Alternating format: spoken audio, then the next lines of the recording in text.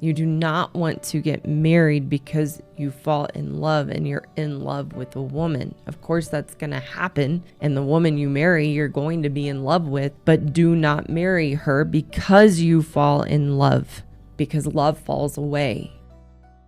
Hello, I'm Karen Seitz, and this is the Happy Wife School.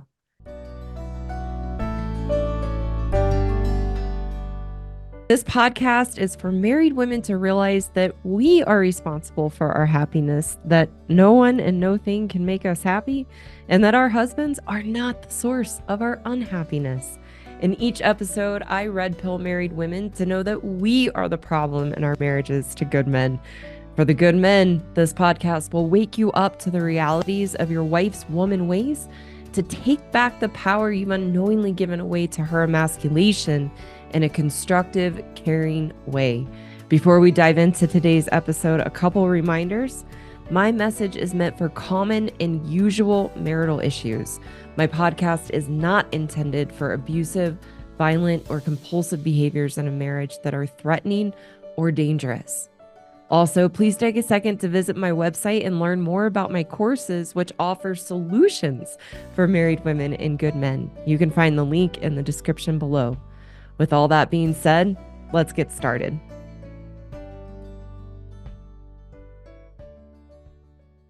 How to find a good woman. So switching it up a little bit today and doing a video for those good men out there who are single and value a committed relationship with a woman, or most primarily what I'm going to be talking about today, they value getting married and they want to know, how do I find a good woman? What do I look for? I've been getting that question a lot in the comments. It felt like the right place to go. You know, I talked with a gentleman this week who unfortunately is in a marriage with a woman who is not a good woman. And it was actually a highly dysfunctional, abusive relationship in which he is being abused. And he said, you know, I'm so scared to get out of this. He's young, he's 30. And he said, I'm so scared to get out of this because I'm so scared I'm going to end up with another woman like this. And he really values getting married and wants to be a dad and wants to have a family. And it's important to him in life. Whereas a lot of people in the influencers and the red pill space will say, don't get married, run from women. That's not my perspective. Is marriage for everyone? No, it's not. But for some people, a lot of people, it's really, really important. And as I have said many times before, I am pro-marriage. I think marriage is one of the greatest contexts that we can have in life to grow and learn about ourselves, and that it is very, very important to our society, to our culture, and why I'm here doing what I do and speaking about what I speak about is because I've been very, very blessed to have an incredible husband, an incredible marriage, and I've worked really hard on myself to make that happen with my husband and for myself because it was important to me. And I am here to bridge that gap between good men and women so that we can have healthy relationships, because it is possible. We just need a roadmap, and a different roadmap than what we've been given that doesn't work. So I'm speaking to those who are single today, but I know everyone listening will learn and be able to contribute. So I'm not going to preface that each time. You know, for those listening, it's important to know a good marriage doesn't just happen. You don't just find someone that you fall in love with and you get married and it just works. A good marriage takes hard work. It takes doing your due diligence. What I'm going to speak to you about today, I realized in planning this with David, my mentor, and planning this, like, gosh, this could be a whole series. There's a lot that I could talk about, but today is going to give you a solid foundation and a solid roadmap to use to find a woman. If being married and being in a committed relationship is important to you, having a really solid foundation and roadmap to do your due diligence. No one does this. What I'm going to share with you today, no one does this, but this will give you a chance to do this right from the beginning, because most of us fall in love, we get married, cross our fingers, hope it's going to work. But really, you want to approach finding a woman and making that commitment to her, you really, and I don't mean this in a cold way, but you really want to approach it pragmatically and as if you were going into business and doing your homework and doing your due diligence, just like you would if you were starting a business, doing your research, screening, looking for red flags, understanding the risk, and doing your homework to know your risk so that you don't go into it blindly. So, and speaking of looking at getting married and finding a good woman, I want to talk about, because I really like the analogy of business and going into business. And you want to understand in big choices like this and getting married, there is always risk involved. There's always risk involved. Starting a business, there's a lot of risk, and it can actually be quite risky, just like getting married can be risky. So according to Inc. magazine, 70% of businesses fail. There's all kinds of numbers, but that was the number I found that seemed most realistic, that 70% of businesses fail. And people who take that risk and go into business lose all the money they invested, are likely in a lot of debt. They lose all the time and effort that they put into creating and starting that business. They have to start over. And for people in business, you can relate, your business feels like your baby. You put all your heart and energy and creativity into starting a business, and then it fails and it doesn't work. It's crushing and heartbreaking, just like putting all your energy and love and heart into a marriage or a relationship and it not working out. That risk is there. And starting a business is a very, very rocky road. With marriage, and using that as an analogy, getting married, there's only a 50% failure rate when we're looking at just whether staying married or getting divorced. I'm not going to get in the ins and outs of if it's a happy marriage or not, but there's a 50% chance it will work. There's a 50% chance that it will end up in divorce. That's the risk we take when we get married. So understanding that, what I want to share today and talk about today is, what do you need to do to minimize the risk of divorce and having a successful marriage? And I put it in quotes of, not sure if it's going to be happy and successful, but I want to give you a roadmap of the best chance that it can be to be happy and successful. What I teach married men who come into my course for men, there's 4 outcomes. When a good man works on himself to regain his power in the relationship and rebuild his sense of strength and confidence, there's 4 outcomes that can happen. And I won't go through them because I've been through them a lot, but there's only one outcome where the woman steps up and changes and takes responsibility for her part and role and wants to grow and learn as a wife and change.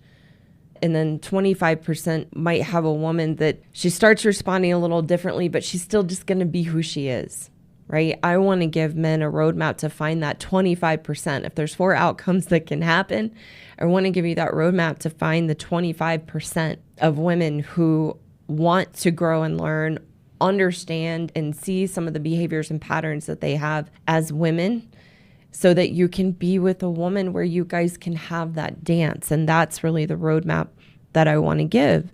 Where we're going to end up is going through 10 red flags and 3 different types of women. That's where we're going. But first, I want to give you some important guidelines. A really important guideline in finding a good woman and wanting to get married is that you do have to do your homework. You have to be smart. You have to be pragmatic. And you do want to look at this as if you are going into business. Not to be cold, but that's how you want to look at it. And an important guideline in doing your due diligence, minimizing your risk in getting married, is that you want to have a prenup. And I know a prenup is not foolproof. And that's the nice thing about marriage, where you don't have that in business. There's no prenup or something equivalent in business. You go into business, it either works and succeeds or it fails. And If it fails, you lose your money. But with a prenup, again, it's not foolproof, but it significantly reduces your financial and emotional risk in getting married. And in doing that, there are bad prenups and there are good prenups. You want to get a good attorney and do the prenup correctly so that you minimize that risk. We're going to talk about, like I said, red flags later, but a really, really good screening tool to know if you have a woman that is in the relationship to be with you and wants to be with you and make a marriage work, and she values that, and she's not in it for money or to be taken care of or the security. A red flag right up front if she's not willing to sign a prenup and she says something along the lines of, if you really loved me and believed in us, you wouldn't ask that of me, then you want to run. Because if she won't sign a prenup, she's telling you she wants to be taken care of. She's more interested in the security of getting married and the security you can provide her as a man than she is in the relationship. If a woman won't sign a prenup, she's telling you she's more interested in the security you can provide her, the financial security you can provide her, much more interested in that than the actual relationship and being with you and growing and learning and having a dance through life together. Whereas a mature, emotionally stable woman getting married for the right reasons will embrace a prenup. A woman who is emotionally mature and stable and is getting married for the right reasons will embrace a prenup. So that is a wonderful, wonderful screening tool, because that's part of what you're doing. Again, not in a cold way. There's a movie I really like. It's a really dumb movie from the early 2000s, but I love it. It's called Along Came Polly with Ben Stiller. And Ben Stiller is a risk assessor, like for insurance. And I'm sure there's a more proper name for that. But in the movie, he's assessing the risk between the woman he married who slept with the scuba diver instructor on the first night of their honeymoon, and then a woman he met after that kind of fell apart. And he has a risk assessment pulled up. And so you're not doing it in a cold, callous, calculated way. You're doing it in a smart way of doing your due diligence and doing your homework. So another great screening tool, and actually I think this is probably one of the best screening tools for foolproof to find a woman in that 25% who wants to take responsibility, wants to be committed, wants to do her best, is going to be an open-minded woman. The best screening tool is, once you've decided you want to make a commitment to that woman, is to share my videos with her, and her response will tell you everything. And it's a foolproof way if she's open-minded to, like, oh, this is interesting, and I hadn't thought of it that way, but I can see that. Oh, I can see some things in myself that I need to work on as a woman. I do that. That's not who I want to be. That is almost a foolproof way to find a woman that wants to take responsibility. If she's not willing to watch, or she gets really upset and offended, then you know if you marry this woman, you're going to end up with a woman on the higher end spectrum of the issues of the woman ways that I talk about. So this is a really, really good screening tool. Another good screening tool is having her read The Proper Care and Feeding of Husbands by Dr. Laura, and her reaction to that and her openness or lack of openness to that is going to tell you everything and what kind of woman that you have. So another important guideline in finding a good woman, doing your due diligence, doing your homework, is that, of course, the woman that you will consider marrying, you will fall in love with. So please do not mishear me. Of course you will fall in love with her and you will be emotionally invested. But do not marry her because you are in love with her. You do not want to get married because you fall in love and you're in love with a woman. Of course, that's going to happen And the woman you marry, you're going to be in love with, but do not marry her because you fall in love, because love falls away. And that initial feeling of love and falling in love does not last. Really, really, really important. What you want to evaluate is the woman you will get when the love falls away. Again, I'm going to say that one more time because it's really, really, really important. What you want to evaluate is the woman you will get when the love falls away. Because when we fall in love, and this is everyone, men and women, when we fall in love, what we think and what we tell ourselves is we're different. This is real. This is going to last. We're going to be the ones to make it. We're not going to end up like our parents or this other couple. We're special, and we're the ones that are going to make it to the finish line and remain best friends and remain in love, and that love is never going to go away. That's what we tell ourselves, but we all know that's not reality. It doesn't last. That once life sets in, the challenges and the ups and downs come, the challenges in careers, the kids come, challenges with parents getting older or getting sick, going through losses.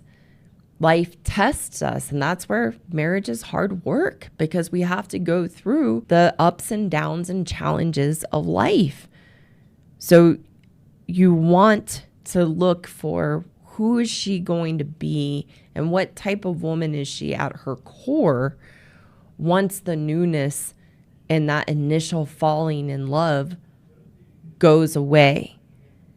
And a really, really important piece to understand is that as women, we make you fall in love with us in our woman ways, in how we can be. We get our hooks into you, and we know how to make you fall in love with us.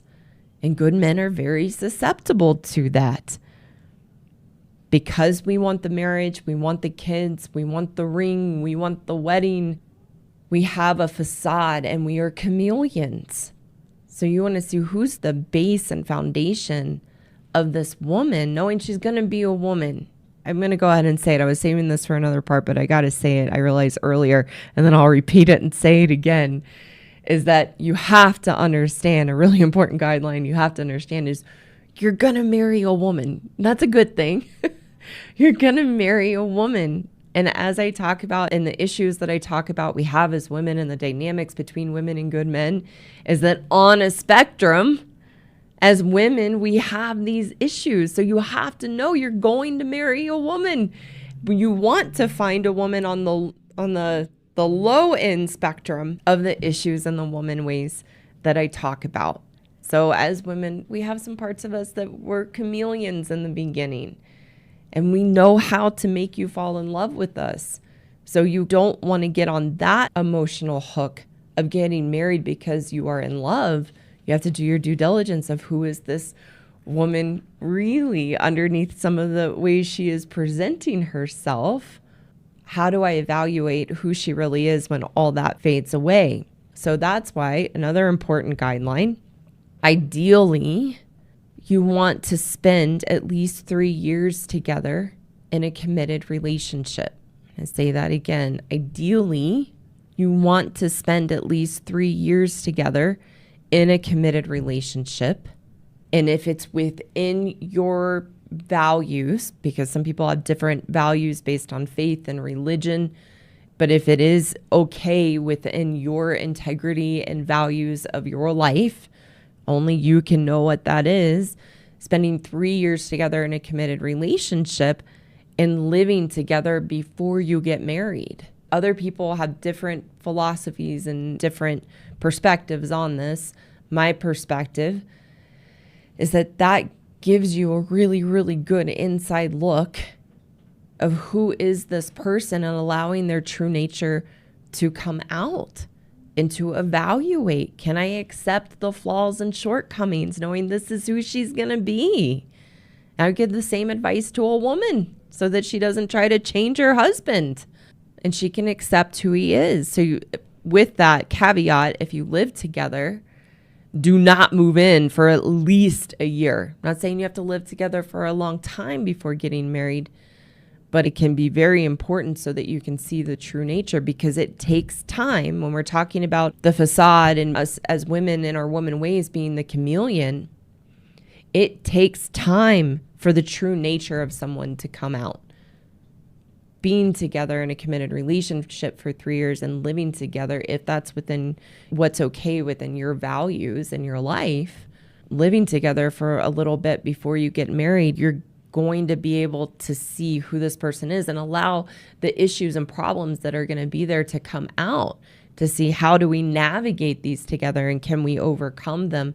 But if you're having big problems in those 3 years and they're not getting solved and you're not working through them together, you need to know those issues and problems are not going away once you get married. They will only persist and get exasperated and get worse.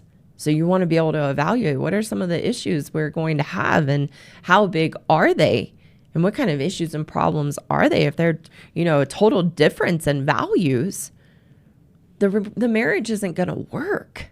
And if you can't work through the problems and get to solutions while you're together in that interim period in a committed relationship before getting married, the marriage isn't going to work. So that gives you plenty of time to evaluate and to see, can this relationship work? And can I accept this woman for who she is? And does she accept me generally for who I am?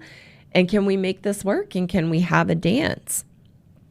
The next place that I would like to go, so we've gone through some important guidelines of just in general how a man wants to do his due diligence in finding a good woman. I want to now talk about different types of women. And then I'm going to get into 10 red flags to look for so you can evaluate who are you with. So I, in general, put women in 3 categories. And as I do this, I do just want to say this is not meant to be judgmental. It is not meant to make women bad or wrong for the issues and challenges they have in their life. And looking back, I was many of the red flags I'm going to talk about. I was not in an emotionally good place when my husband and I met, and we can look back and laugh at that now. He was in a challenging time in his life too. And by the grace of God and the guidance of God and my beliefs, I was led to this path and was given the key to being the best that I can be and who God created me to be and being the best woman I could be and hit the jackpot of a good man. And we have a dance and have made it work. And I and he have worked really, really hard to overcome some of the issues and challenges we have and have a healthy, happy marriage. But I certainly, just for the record, I certainly was not someone that a good man, if he was doing his homework, I was not someone to choose. And so as I get into 3 different types of women, I just wanted to put that out there. And a woman could be, one of the types of women is what a man wants to look for, and the other 2 are the ones you don't want to marry this type of woman. Those types of women might be listening. And I want you to know that there's a path forward for you. If you're open-minded and you want to change, you can outgrow how we show up in our woman ways and in these issues and problems, because I believe we can change, but not everybody wants to and not everybody will. So just want to put that as a precursor. So in getting into 3 different types of women, again, I'm going to say this again, reminder, when you get married, you are marrying a woman.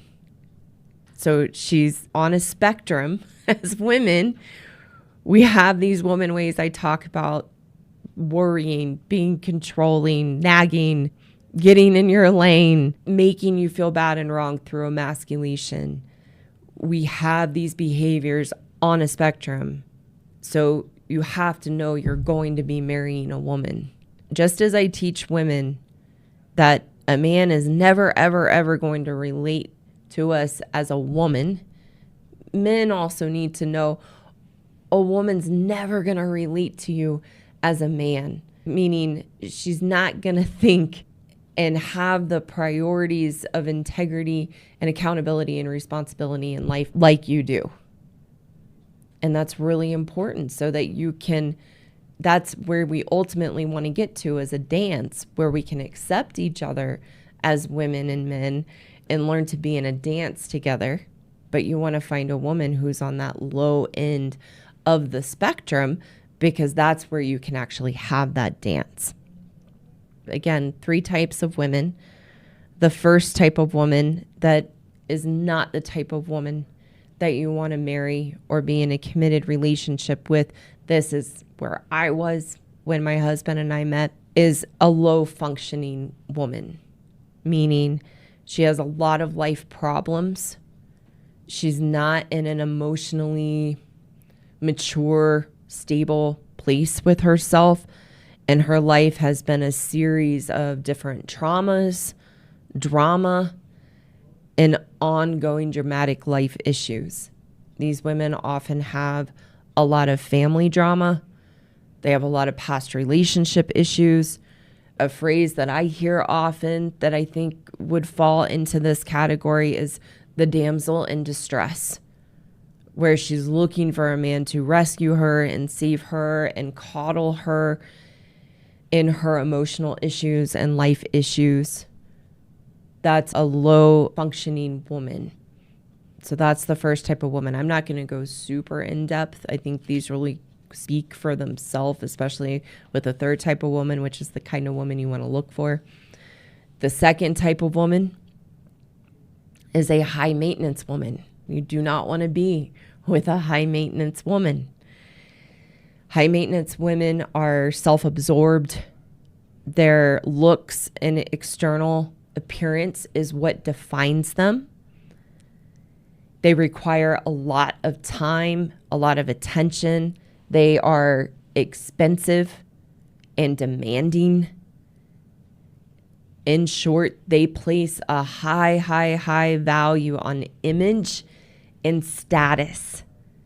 And they're very empty on the inside, but yet very, very high maintenance. They're ones that might take a long time to get ready, hours, and need to look perfect and be dolled up.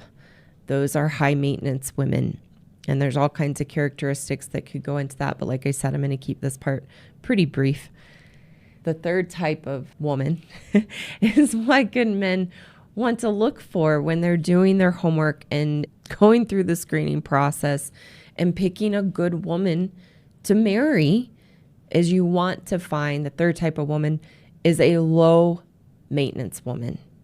So this is a woman that doesn't spend a lot of time in front of the mirror, doesn't take long to get ready, doesn't need to go out into the world perfectly made up and being dolled up.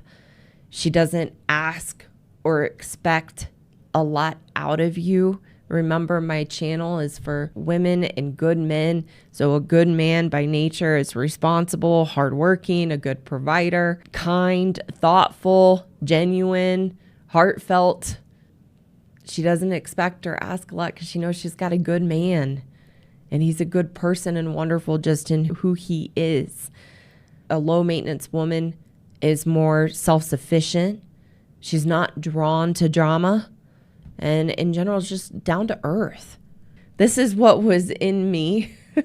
Bless little young Karen, who was so lost and challenged. But this was what was waiting inside of me of who I truly was, and my nature was being a low maintenance woman. Other than doing my hair, which takes about 20 minutes to get ready, put my makeup on and be dressed and ready to go. It takes me about, I guess, with makeup, maybe 30 minutes. It doesn't take long. And I don't need a lot of expensive makeup or face care or things like that. I'm flexible, easygoing. That's what was in there waiting. But that's the kind of woman that a good man wants to look for, is a low maintenance woman, because she's going to be, again, self-sufficient, more emotionally stable and mature. And that's the best chance you have. Again, you never know. You're taking a risk. But that's the best chance you have. She's going to be on the very low end of the woman ways that I talk about, so that you can have that dance. Now that we know the 3 types of women, we want to look for what are the 10 red flags that shows a good man. He doesn't have a low maintenance woman. Okay. So we're going to go through these fairly quickly. I won't get into too much detail with each one, but the first red flag that shows you that you do not have a low maintenance woman, number one, she wears her victim story on her sleeve, meaning she talks about how bad her parents were, how bad her upbringing was, trauma in her life. She talks about abusive ex-boyfriends and how awful and terrible her ex-boyfriends were and how destructive or dysfunctional her relationships have been. You want to know, because men get sucked into that story. Oh my goodness. You want to know, she's the common denominator. If you're with a woman and she's talking about how bad her past relationships were and how bad her ex-boyfriends were, or how, if you're older and she's talking about how bad her ex-husband was, she's the common denominator. Don't get sucked into her story that it was the men. I was most of these red flags, by the way, not all of them, but most of them. So speaking from experience, not here to make anybody bad or wrong, I was the common denominator in my failed relationships. It wasn't the men.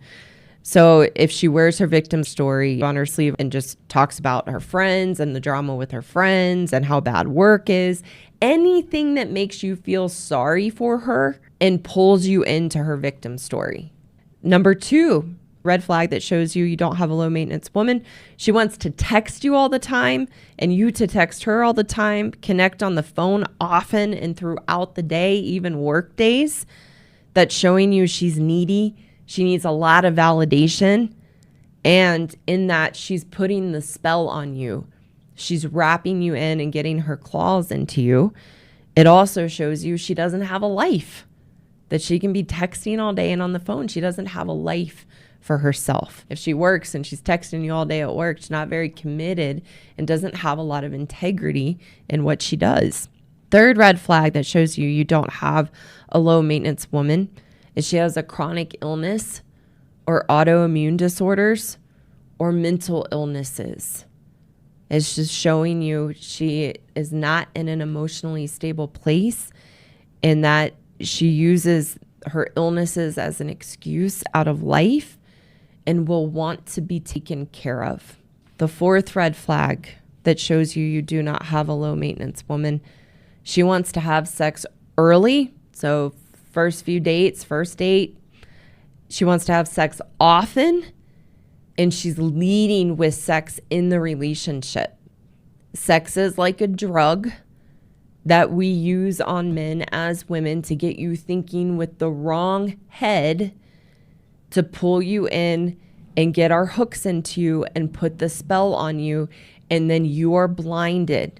I can't tell you the men I have talked to and the number of men I have worked with who are under the spell of a woman that they are dating or in a relationship with, not yet married, because she's got the spell of sex onto them, and they are ignoring all these red flags because, well, she's great in bed and it's really fun. And they are just blinded and not seeing major, major, major red flags that they need to get out of the relationship. And this is not going to end well because they're blinded by the drug of sex that as women we will use to put our hooks into you, put the spell on you, and wrap you in or rope you in.